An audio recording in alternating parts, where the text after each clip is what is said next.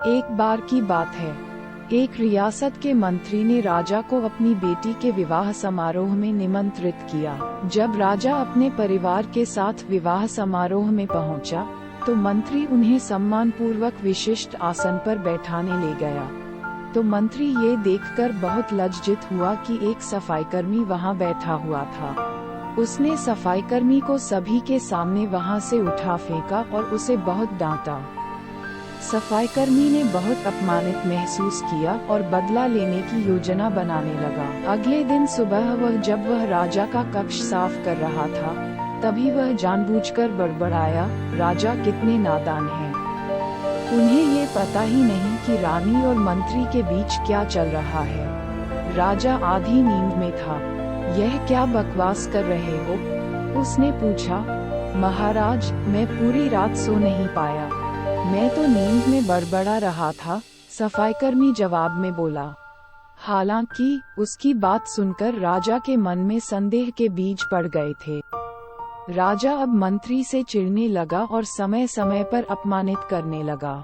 दिन तो उसने द्वारपालों से ये तक कह दिया कि वे मंत्री को महल में घुसने ही न दें। मंत्री राजा के व्यवहार से बहुत चकित था, लेकिन कुछ विचार करने के बाद उसे समझ में आ गया कि सफाईकर्मी ही इसके लिए जिम्मेदार हो सकता है। मैंने उसका अपमान किया था और उसी का उसने बदला लिया है। अब मुझे उसे दोबारा प्रसन्न करना होगा, तभी वह राजा की निगाह में मेरा सम्मान दोबारा दिला सकता है, मंत्री ने सोचा।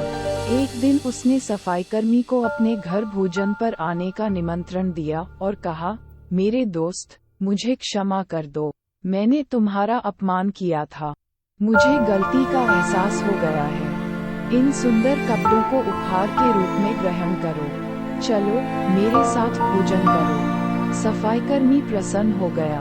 वह सोचने लगा, मंत्री तो अच्छा आदमी है, मैंने ही उस दिन गलती कर दी थी।